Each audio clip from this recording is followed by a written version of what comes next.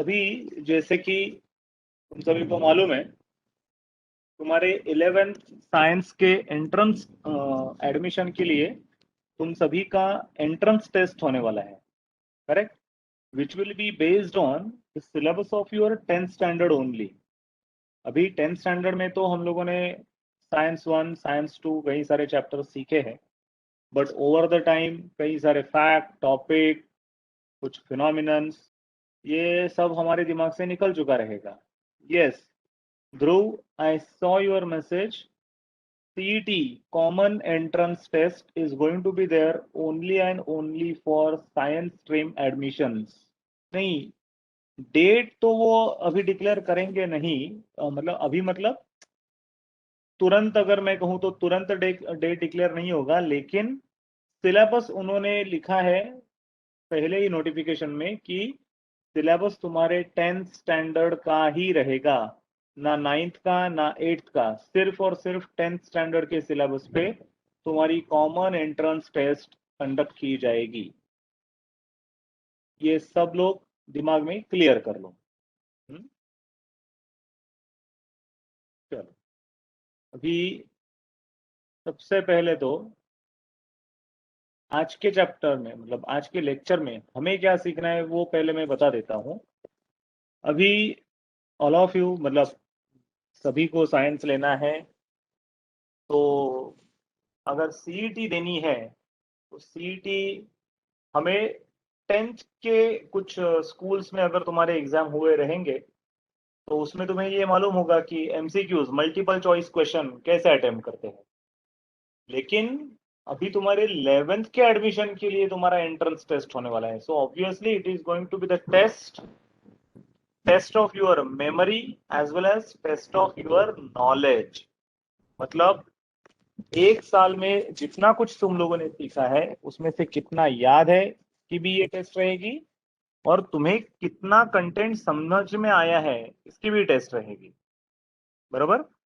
तो in today's lecture we will revise the second chapter of science paper 1, that is chemical reaction and equations। ठीक है?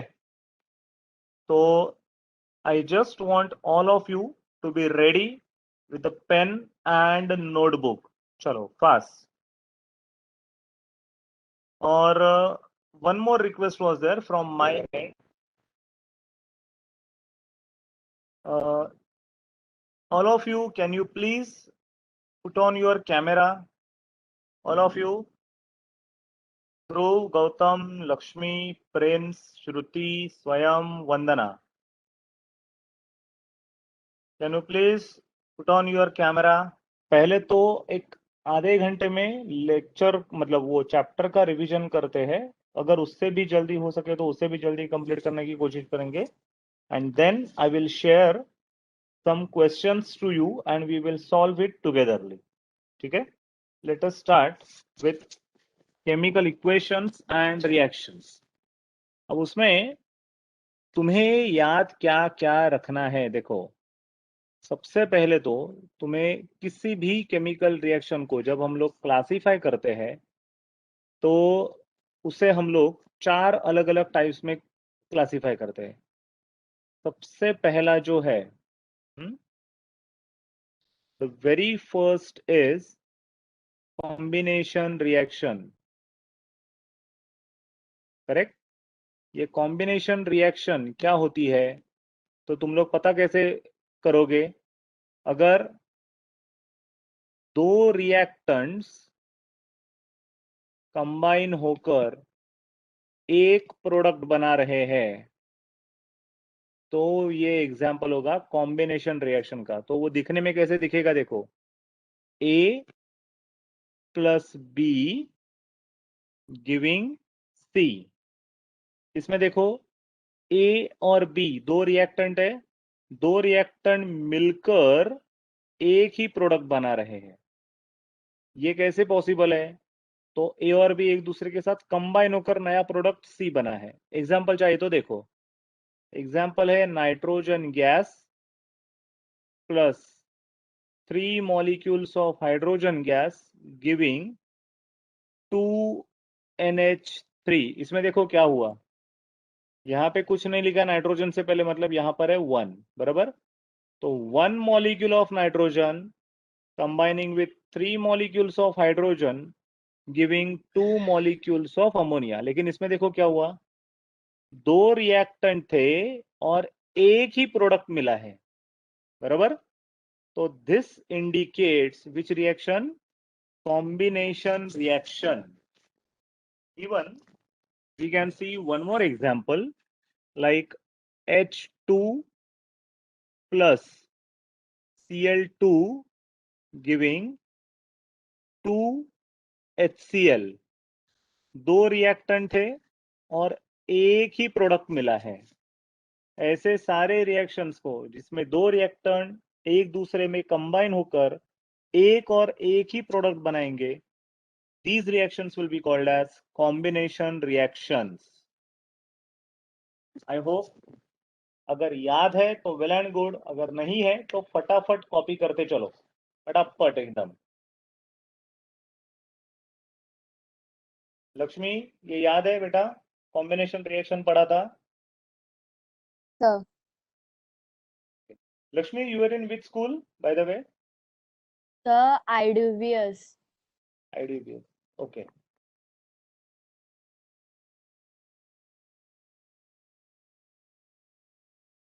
चलो जल्दी जल्दी, चाहिए तो स्क्रीनशॉट लेके रखो, तो दैट कॉपी करने में टाइम नहीं जाएगा।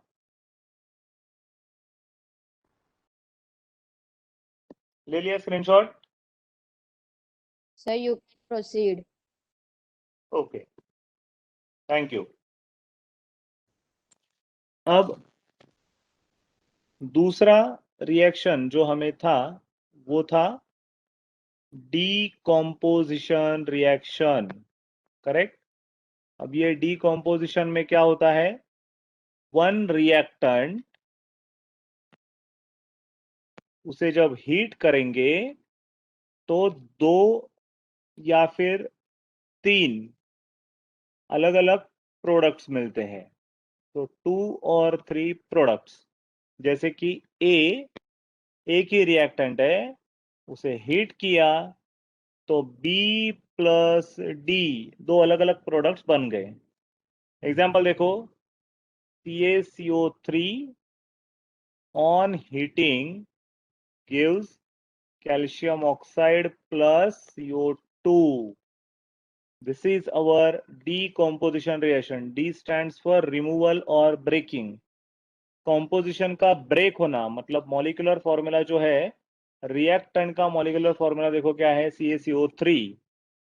ये ब्रेक हुआ कंपाउंड और 2 smaller compounds calcium oxide plus CO2 form हो गए। चलो take a screenshot of this. हर एक रिएक्शन का एक एक एग्जांपल पहले हम लोग देखेंगे, उसके बाद में क्वेश्चनर्स के लिए फटाफट जाएंगे। ओके, उसके बाद third type was displacement reaction. Okay, अभी डिस्प्लेसमेंट रिएक्शन में क्या था बच्चों, तो तुम्हें रिएक्शन के टाइप से ही पहचानने के लिए आना चाहिए। That is A bond B plus E giving A bond E plus B. क्या हुआ देखो, ये एक रिएक्टेंट है ए बी, ये दूसरा रिएक्टेंट है ई। अभी क्या किया है, ए बी इस कंपाउंड में बी को ई ने डिस्प्लेस किया, इसलिए बी बाहर निकला और ई अंदर आ गया। तो कंपाउंड देखो क्या बना, ए और ई के बीच में बॉन्ड गया अभी और बी सेपरेट हुआ। तो हम लोग क्या बोलेंगे, ई डिस्प्लेसेस बी, करेक्ट। चलो नोट कर लो।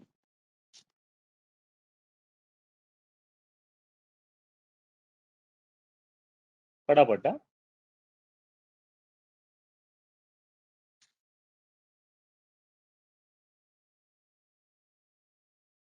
स्वयं ये याद है, गौतम, प्रिंस, यस,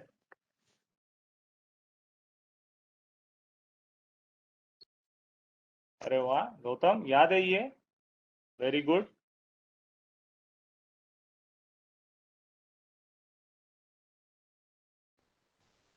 भूमि, ये समझ में आ रहा है तुम्हें?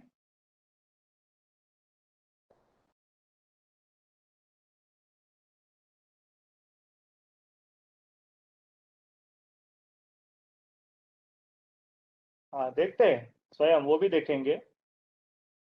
व्हाट अबाउट प्रेम्स, am I audible to you? Dhruv Sinha, Bhoomi, am I audible to you? समझ रहे हैं?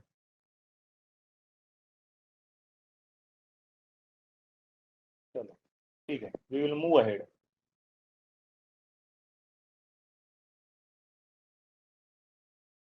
अब उसके बाद fourth type of a chemical reaction was displacement के जैसा ही। Fourth one is double displacement. अब ये जो है ना डबल डिस्प्लेसमेंट, ये बहुत ही एग्जाम्पलर है, जैसे कि A bond B plus D bond E gives us A bond D plus B bond E. क्या हुआ देखो, बी को डी ने डिस्प्लेस किया है, या फिर हम लोग ऐसे बोल सकते हैं डी को बी ने डिस्प्लेस किया है। मतलब हमारे लिए दो रिएक्टेंट्स, करेक्ट, दो रिएक्टेंट्स शैल गिव अस दो प्रोडक्ट्स। लेकिन पिछले वाले रिएक्शन में देखो क्या था, देखो मैं बता देता हूं। पिछले वाले रिएक्शन में ए बॉन्ड बी था, वैसे ही इस रिएक्शन में ए बॉन्ड बी भी है। लेकिन दूसरा रिएक्टेंट देखो अभी अपना क्या है, डी बॉन्ड ई। लेकिन डिस्प्लेसमेंट में ये सिंगल एलिमेंट ई था, ये डिफरेंस है अभी, समझा?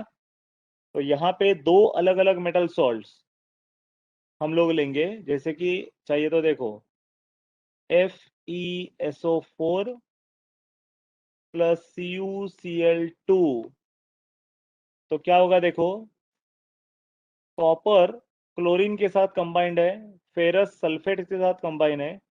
अब क्या होगा, कॉपर सल्फेट के साथ और फेरस क्लोरीन के साथ कंबाइन होगा, मतलब हमें मिल जाएगा FeCl2 plus CuSO4। This is your double displacement reaction, दोनों मेटल ने एक दूसरे को डिस्प्लेस किया है। चलो take a screenshot of this,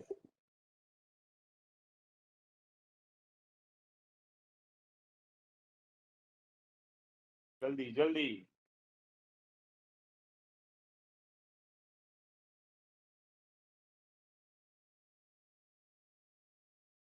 finish.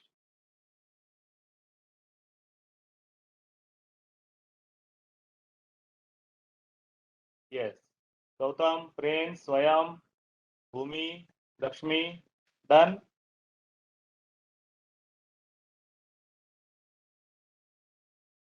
Done Lakshmi, I saw your message. Okay Gautam, Prince किधर गया है? प्रिंस का कोई रिप्लाई नहीं आ रहा है।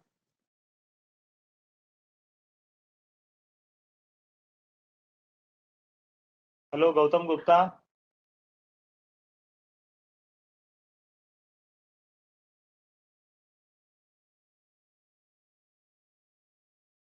ठीक है, चलो अभी ये तो चार मेजर टाइप्स हो गए। अगर हमें कुछ ऐसा ऑब्जर्व होता है कि रिएक्शन होते वक्त हीट एनर्जी बाहर निकल रही है, या फिर रिएक्शन होते वक्त हीट एनर्जी अब्सॉर्ब हो रही है, तो based on that we classify the given reaction into two categories. The first one is exothermic category and second one is endothermic category। exothermic का मतलब क्या है, हीट इवॉल्व, इवॉल्व्ड या फिर और हीट गिवन आउट, जो बाहर फेंक दी जाती है, और एंडोथर्मिक में होता है हीट एब्जॉर्ब। ओके, या फिर और heat given out and heat accepted. Okay, मतलब इसके लिए हम लोग यूजुअली बताते हैं डेल्टा एच की value. Delta H becomes negative and over here delta H becomes positive. पहले ये नोट कर लो, एक्सोथर्मिक एंड एंडोथर्मिक नोट कर लो फटाफट।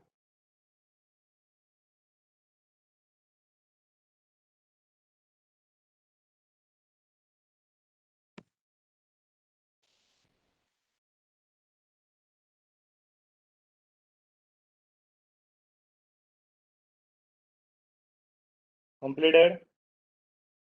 Yes. यस। चलो अभी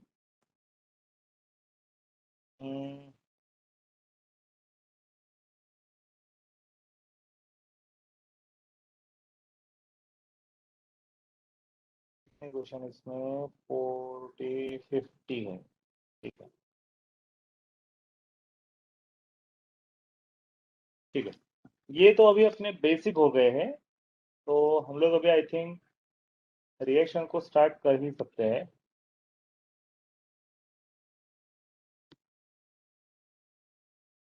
I will share my laptop screen with you so that you can refer those questions. Just wait for a moment. हाँ, अभी तुम्हारे सामने स्क्रीन पे मैं दिखाता हूँ। Everyone, can you see on your screen? Reply me. Everyone, can you see on your screen? Yes, sir. Yes. चलो अभी हम लोग एक एक क्वेश्चन को सॉल्व करते चलेंगे। Question number 1, melting of ice is endothermic, freezing of water is what? अगर मेल्टिंग ऑफ आइस ये एंडोथर्मिक प्रोसेस है तो फ्रीजिंग ऑफ वाटर क्या होना चाहिए? Option A, B, C, D. Lakshmi, what would be your reply? Exothermic. Exothermic. और ऐसा क्यों होगा? क्योंकि फ्रीजिंग ऑफ वाटर मतलब लिक्विड वाटर से सॉलिड बनने का जो प्रोसेस है, जिसे हम लोग फ्रीजिंग कहते हैं, जब तक हम लोग हीट निकालेंगे नहीं या निकाल कर नहीं लेते, तब तक वो लिक्विड सॉलिड स्टेट में कन्वर्ट नहीं होगा। इसलिए freezing of water is yes correct, exothermic. Dhruv Sinha, second question का आंसर बोलो जरा। ध्रुव Sinha, catalyst used in the given equation.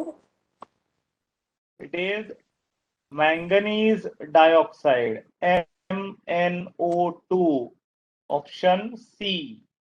ध्यान में रखो, KClO3 का जो ये होता है डीकॉम्पोजिशन होता है, इसके लिए मैंगनीज डाइऑक्साइड यूज होता है, MnO2। Go for the third, fourth and fifth बच्चों। Everyone go for the third, fourth and fifth, जल्दी। Rate of reaction increases on decreasing the temperature, true or false? Gautam Gupta, क्या होगा इसका आंसर बेटा? बोलो जरा जल्दी। गौतम गुप्ता, क्वेश्चन नंबर 3 का आंसर, चलो जल्दी। Hello Gautam, Gautam Gupta, are you there in a lecture? Swayam, question number 3 का आंसर क्या होना चाहिए? फॉल्स। ऐसा क्यों? रेट ऑफ रिएक्शन इंक्रीज होता है, मतलब टेम्परेचर इंक्रीज करने पे। मतलब टेम्परेचर के बढ़ाने से ऐसा क्या है जो बढ़ता है जिसकी वजह से रेट बढ़ता है? स्वयं टेम्परेचर बढ़ाने से उसका बॉन्ड टूट जाएगा, केमिकल बॉन्ड, फिर या रिएक्शन फिर मतलब पार्टिकल्स और छोटे हो जाएंगे तो रेट ऑफ रिएक्शन बढ़ जाएगा। ये तो होगा ही, लेकिन सबसे इंपॉर्टेंट रीजन ये है स्वयं कि टेम्परेचर बढ़ाने से मॉलिक्यूल्स की काइनेटिक एनर्जी बढ़ती जाती है, जिसकी वजह से उनमें नंबर ऑफ कोलिजन्स ज्यादा से ज्यादा होना शुरू हो जाता है। ठीक है गौतम गुप्ता, अगर मैंने तुम्हें रिप्लाई पूछा है तो सिर्फ चैट बॉक्स में लिखकर नहीं छोड़ना है, माइक ऑन करके आंसर बोलना है। Gautam, keep this in a mind. Next question को अगर चैट में मिला दिखा मुझे, I won't consider that answer. Mic on था, किसी को भी आवाज नहीं आया तेरा Gautam. Fourth one, decomposition of water by means of dash produces hydrogen। मतलब वाटर को डिकम्पोज करना है। डिकम्पोज करना मतलब क्या, एलिमेंट्स सेपरेट सेपरेट हो जाएंगे। तो वाटर के कौन से डिकम्पोजिशन से हाइड्रोजन प्रोड्यूस होता है?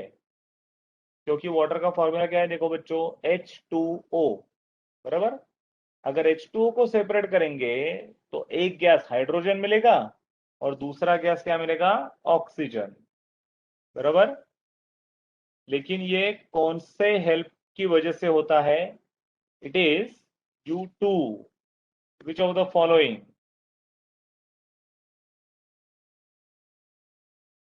Prince, what would be your answer? Hello Prince, what would be your answer? Swayam, what will be yours? All of these. All of these, correct. क्योंकि हीट ये एनर्जी का ही फॉर्म है, लाइट भी energy का form है, इलेक्ट्रिसिटी भी energy का ही फॉर्म है। अगर हम लोग वाटर को थोड़ी सी एनर्जी सप्लाई करेंगे तो वो डीकंपोज हो जाता है। चलो, तो क्वेश्चन नंबर 4 का करेक्ट आंसर इज डी। अभी तुम लोग क्वेश्चन नंबर 5 से 10 जो तुम्हारे स्क्रीन पर दिखाई दे रहे हैं, 1 बाय 1 सारे क्वेश्चन 5 से लेकर 10 तक सारे क्वेश्चन अटेम्प्ट करोगे। Your time assigned would be maximum 3 to 4 minutes. चलो स्टार्ट। जो नहीं आ रहे उस पर ज्यादा देर स्पेंड मत करो। चलो स्टार्ट। क्वेश्चन तो तुम्हारे सामने दिख रहा है, तुम्हें सिर्फ सॉल्यूशन ढूंढना है। चलो जल्दी। Once you completed I will start to solve. चलो जल्दी, चलो जल्दी जल्दी जल्दी। क्वेश्चंस सभी को विजिबल हो रहे हैं, क्वेश्चन नंबर 5 to 10 एवरीवन। चलो जल्दी जल्दी। स्वयं कौन सा चालू है? Done sir. Done, very good. Lakshmi कौन सा शुरू है बेटा? Sir, 10th last. लास्ट। ध्रुव सिन्हा डन। हेलो ध्रुव सिन्हा। गौतम गुप्ता डन। चलो let us start. Formula for ethyl alcohol is, the correct formula for ethyl alcohol is option A, CH3CH2OH। चाहिए तो बाकी दोनों के कंपाउंड के नाम लिख लो जिनको नहीं मालूम वो।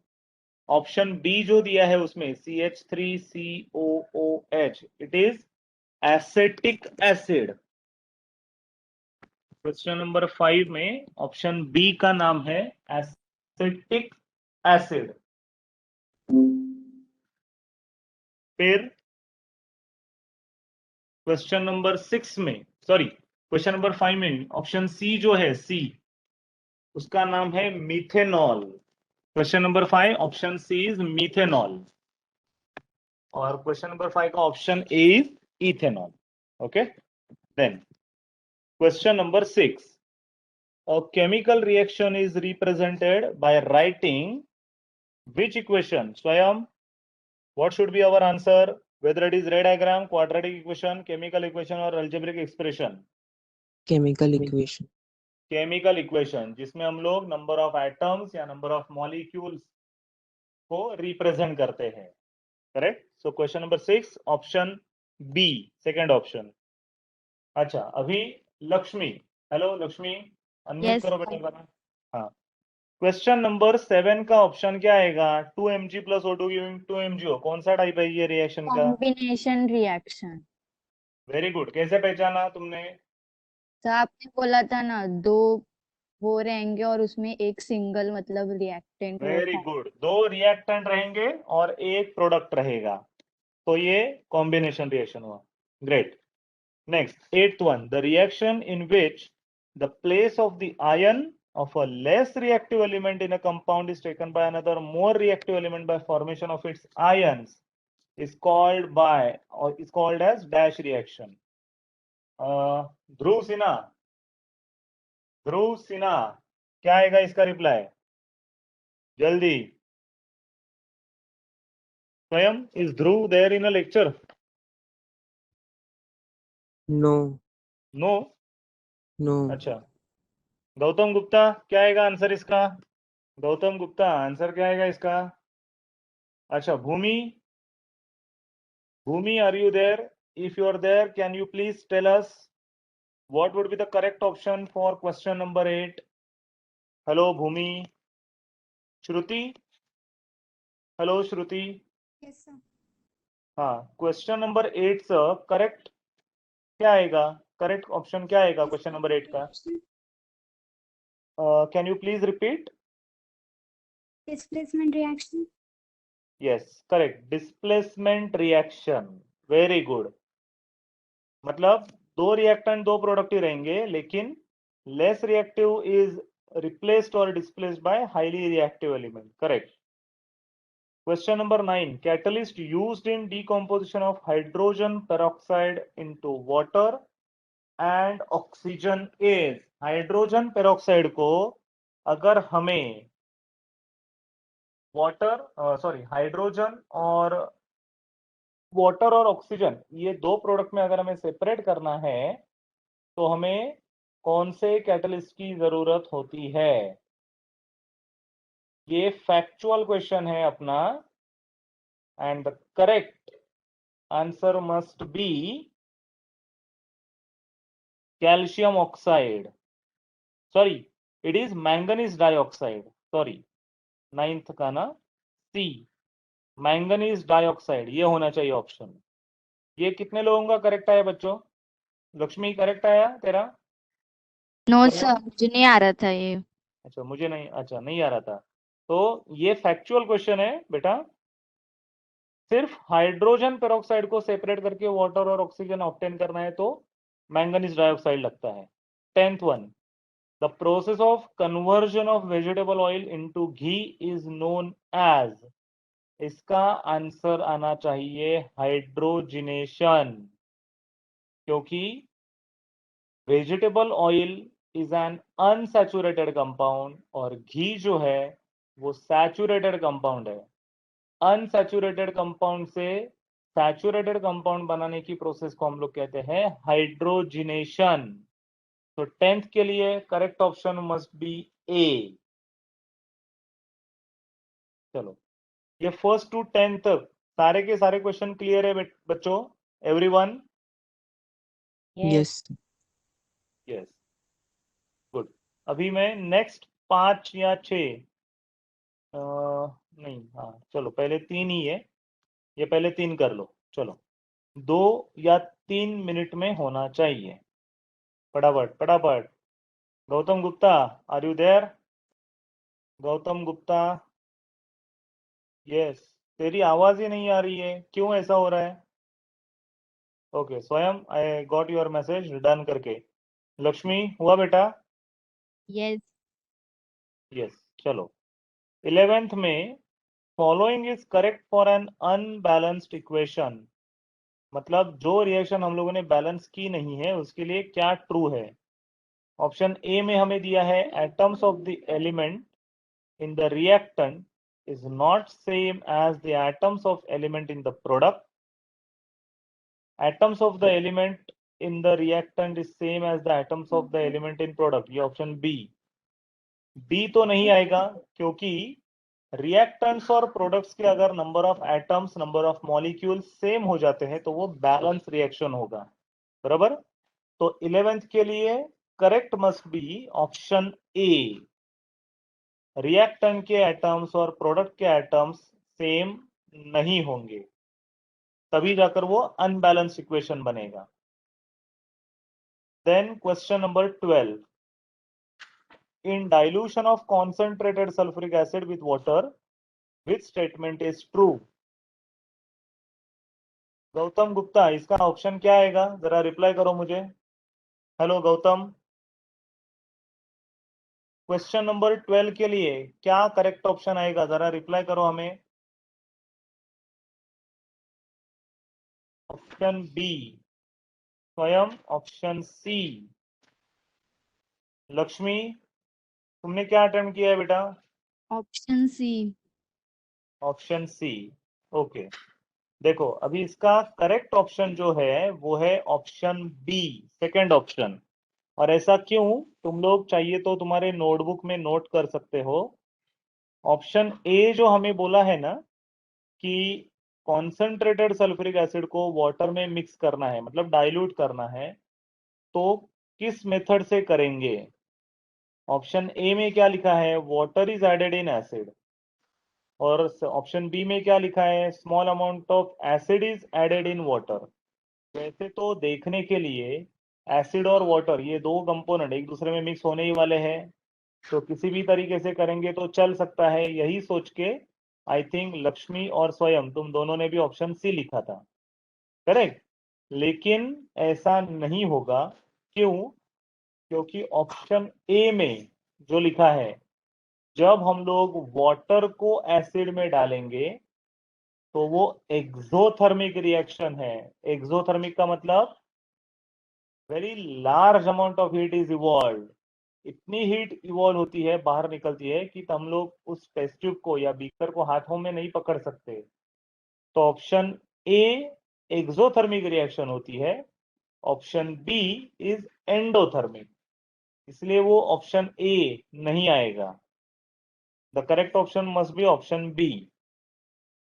और 13 square bracket g indicates physical state is solid, false, it is gaseous state। 13 के लिए बी false। चलो अभी 14 to 18 start your work। 14 to 18 और क्वेश्चन नंबर 15 में O2 गैस के बाद एरो है। आई रिपीट, क्वेश्चन नंबर 15 में O2 गैस के बाद एरो है, ध्यान में रखो। बट यू स्टार्ट, वो रिएक्शन तुम्हें, बैलेंस केमिकल रिएक्शन तुम्हें सॉल्व करके देखना पड़ेगा क्या आ रहा है वो। Do it fast, do it fast and let me know once you are done. जल्दी जल्दी, time is getting up. Done Lakshmi? Done sir. Okay चलो अभी question number 14, concentrated acid reacts slower, faster, equally same, can be all of these, they react faster than dilute acid। Question number 14, correct option is option B। 15 को हम लोग and में देखते हैं, question number 16 पहले देखते हैं। C प्लस O2, O2 के बाद फिर से एरो है CO2, reactants are carbon and O2, that is both A and C। Question number 16 के लिए option D, okay. Then question number 17, CaCl2 plus H2SO4 giving CaSO4 plus 2HCl। This is, देखो calcium का दोनों तरफ एक एक atom है, chlorine के लेफ्ट हैंड साइड में दो है, CaCl2 में, HCl में भी दो है, सल्फर का लेफ्ट साइड में एक है, राइट साइड में एक है, हाइड्रोजन के लेफ्ट साइड में दो है, राइट साइड में भी दो है। ऑक्सीजन दोनों तरफ 4-4 एटम्स है, तो ये ना तो क्वाड्रेटिक इक्वेशन है, ना तो लीनियर है, ना तो अनबैलेंस्ड है। Question number 17, this is a balanced chemical equation. 17 के लिए ए आएगा। 18 के लिए, when sugar is heated with the help of Bunsen burner, the products formed is, जब भी हम लोग शुगर को बंसन बर्नर मतलब अपना नॉर्मल बर्नर जो रहता है उस पे जब जब हम लोग हीट करेंगे उसे, तो क्या मिलता है। अब ये दो रिएक्शन मैं तुम्हें व्हाइट बोर्ड पर देखो बता देता हूं। पहला क्या था, NH3 plus O2 giving N2 plus H2O। ये वाला भी क्वेश्चन नंबर 15 का भी दिखाता हूं, देखो। पहले तो क्वेश्चन नंबर 15 देखते हैं। NH3 plus O2 giving N2 plus H2O, बराबर। अब सबसे पहले तो राइट साइड में देखो दो नाइट्रोजन है और लेफ्ट साइड में एक ही है, तो इसे पहले बैलेंस करके लेंगे। यहां पर मैं लिखूंगा 2NH3, तो देखो दो नाइट्रोजन हो गए यहाँ पे, plus O2 giving N2 plus H2O, बराबर। मैंने दो नाइट्रोजन दोनों तरफ बैलेंस करके लिए है। लेकिन जब मैंने ये वाले दो लिखे तो हाइड्रोजन देखो कितने हो गए, 3 2 जार 6।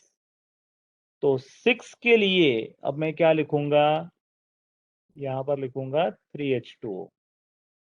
तब जाके यहाँ पे भी 3 2 जार 6 हाइड्रोजन, दो नाइट्रोजन बैलेंस हो गए हैं, बराबर। अब यहाँ पर 3 ऑक्सीजन हो गए राइट साइड में, तो अगर मैं यहाँ पे 3 लिखता हूं तो टोटल ऑक्सीजन कितने हो गए देखो, 3 2 जार 6 ऑक्सीजन एटम। लेकिन उसे मैं डिवाइड बाई 2 करूंगा तो 6 divide by 2 is again 3 oxygen atom. लेकिन हमें बैलेंस केमिकल रिएक्शन में कोई फ्रैक्शन नहीं चाहिए। यहाँ पर देखो फ्रैक्शन मिला था 3/2, तो फ्रैक्शन निकालने के लिए मैं क्या करूंगा, पूरे इक्वेशन को 2 से मल्टीप्लाई करूंगा। तो 2 2 जार 4NH3 प्लस 3/2 इंटू 2, तो इंटू अगर मैं 2 करता हूं तो ये दो कैंसिल हो जाएंगे, 3O2 बचेगा, गिविंग 2N2 प्लस 6H2O। तो कोएफिशिएंट देखो क्या है, 4 3 2 6। तो अपना सेट देखो कौन सा आना चाहिए, 4 3 2 6 वाला कौन सा है, ऑप्शन क्या है बोलो मुझे जरा। ए। ए। लक्ष्मी, ये समझ में आया है कैसे बैलेंस किया है वो? No sir. नहीं समझा? अच्छा ठीक है, फिर से बता देता हूँ। अच्छा लेकिन एक सेकेंड लक्ष्मी, मुझे ये यस। बोलो, इसमें से कुछ भी नहीं समझा या लास्ट वाला पार्ट नहीं समझा? लास्ट वाला पार्ट नहीं समझा। हाँ मतलब वो मैंने जो दो नाइट्रोजन बैलेंस किए थे वो समझ में आया था, यस सर। और हाइड्रोजन जो 6 बैलेंस किए थे वो भी समझा था। नेक्स्ट वो नहीं समझा। अच्छा, वो नहीं समझा, ठीक है। फिर से देखो, नो प्रॉब्लम। जब मैंने NH3 plus O2 giving N2 plus H2O, ये अपना इक्वेशन उन्होंने दिया है, तो पहले तो मैं दो नाइट्रोजन को कैसे बैलेंस करूंगा, 2N के पहले लिखूंगा, बराबर, plus O2 giving N2 plus 3, sorry not 3, sorry यहाँ पर आ जाएगा प्लस H2O। मैंने देखो इस स्टेप में सिर्फ नाइट्रोजन को बैलेंस किया है, लेकिन जब मैंने ये वाले दो लिखे ना लक्ष्मी, नॉट ओनली लक्ष्मी, सब लोग फिर से सुनो, तब यहाँ पे लेफ्ट साइड में हाइड्रोजन कितने हो गए देखो, 2 3 जार कितने हो गए, 6 हाइड्रोजन हो गए यहाँ पे, बरोबर। और यहाँ पर यस कितने हाइड्रोजन है? 2 हाइड्रोजन। तो मुझे हाइड्रोजन भी बैलेंस करने पड़ेंगे। तो मैं बैलेंस करने के लिए क्या लिखूंगा? देखो, 2NH3 plus O2 giving N2 plus, मैं यहाँ पर लिखूंगा अभी 3H2O। 3 लिखने से यहाँ पर 6 हाइड्रोजन हो गए, यहाँ पर भी 3 2 जार 6, 6 हाइड्रोजन है। यहाँ पर 2 नाइट्रोजन है, यहाँ पे भी 2 नाइट्रोजन है। मतलब नाइट्रोजन हाइड्रोजन ये दोनों एलिमेंट दोनों तरफ बैलेंस हो गए। यहाँ तक क्लियर है लक्ष्मी अभी? यस हाँ। लेकिन अब दोनों तरफ ऑक्सीजन का काउंट देखो क्या है। ऑक्सीजन के काउंट में राइट साइड में, लक्ष्मी बोल सकती हो राइट साइड में कितने ऑक्सीजन है और लेफ्ट साइड में कितने ऑक्सीजन है? सर 2 है। नहीं नहीं नहीं, लेफ्ट साइड में 2 है और राइट साइड में है 3। समझा कैसे देखना है ऑक्सीजन का नंबर? वो उसके साथ में ही लेंगे, वो 3 और 2 लास्ट वाला। नहीं नहीं, हाइड्रोजन के 6 है लेकिन ऑक्सीजन के यहाँ पर एक ही है ना, तो सिर्फ 3 होंगे। 3 1 जार 3 ऑक्सीजन एटम, ऐसा कैलकुलेशन होता है। देखो, समझा सर। हाँ, H2O2 अगर रहता और यहाँ पर मैंने 3 लिखे होते तो हाइड्रोजन के भी 6 एटम्स और ऑक्सीजन के भी 6 एटम्स हो जाते। लेकिन अभी क्या है, H2O लिखा है। O का मतलब एक ही ऑक्सीजन एटम है ना, तो 3 यहाँ पर लिखने से हाइड्रोजन के 6 और ऑक्सीजन का 3 ही हुआ। 3 1 जार 3। समझा? Yes sir. हाँ। तो अभी राइट साइड में ऑक्सीजन के 3 एटम्स और लेफ्ट साइड में ऑक्सीजन के 2 एटम्स है। तो हम लोग उसे बैलेंस कैसे करेंगे? तो उसे बैलेंस करने के लिए देखो, मैं क्या करूंगा, 2NH3 plus O2 giving N2 plus ये जो 3H2O है ना, इसे देखो मैं कैसे बैलेंस करता हूँ। अब नाइट्रोजन हाइड्रोजन सारे बैलेंस्ड है, सिर्फ ऑक्सीजन का बैलेंसिंग बाकी है बच्चों। तो यहाँ के 3 ऑक्सीजन, अगर मैं यहाँ पे भी 3 लिखता हूं तो लक्ष्मी मुझे बोलो यहाँ पर कितने ऑक्सीजन आइटम्स हो गए? 3 2 लेफ्ट जार साइड में 6। 6 ऑक्सीजन आइटम्स हो गए, बरोबर। लेकिन ये जो 6 ऑक्सीजन एटम्स है इनको मैं क्या डिवाइड बाय 2 करूंगा तो कितने ऑक्सीजन एटम बन जाएंगे? 3। 3। इसलिए मैंने क्या लिखा था यहाँ पर, मैंने यहाँ पे लिखा था 3/2O2। 3/2O2 में से पहले ना ये 2 को पहले मत देखो, पहले 3O2 मतलब 6 oxygen atom, then divide by 2 मतलब 3 ऑक्सीजन एटम हो गए ना अभी। समझा? Yes sir. हाँ। तो यहाँ पर अगर मुझे 3/2 मतलब यहाँ पे होल नंबर नहीं फ्रैक्शनल नंबर मिला है मुझे, लेकिन बैलेंस केमिकल रिएक्शन लिखते वक्त कभी फ्रैक्शन नहीं रखा जाता, इसलिए पूरे इक्वेशन को मैं 2 से मल्टीप्लाई करूंगा। क्यों? ये 2 2 जार कितने हो जाएंगे? 4NH3 प्लस 3/2 इंटू 2 अगर मैं करता हूं तो ये 2 और ये 2 कैंसल हो जाएंगे, इसलिए यहां पर क्या बचेगा? सिर्फ 3O2 बचेगा, बराबर। 3O2 यस गिविंग, यहाँ पर 1 है, 1 into 2 that is 2N2 plus 3 into 2 that is 6H2O। ये अपना पूरा देखो बैलेंस इक्वेशन आया, एक भी फ्रैक्शन नहीं है इसमें। तो इस बैलेंस इक्वेशन में कैसे कैसे आए? 4 3 2 एंड 6। ये उनके कोएफिशिएंट है। समझा अभी सबको? यस लक्ष्मी, वेरी क्लियर बेटा? Yes sir. ओके, ठीक है। तो आज के ये सारे क्वेश्चन सबको समझ में आए हैं बच्चों? स्वयं समझा है? Yes sir. यस। ओके, ठीक है। तो नेक्स्ट लेक्चर में हम लोग प्रोबेबली इसी क्वेश्चन से स्टार्ट करेंगे, ठीक है? और बचे हुए क्वेश्चन हम लोग नेक्स्ट लेक्चर में खत्म कर देंगे। Okay Lakshmi, Gautam, yes sir. Bhumi, चलो now you may leave. Thank you so much.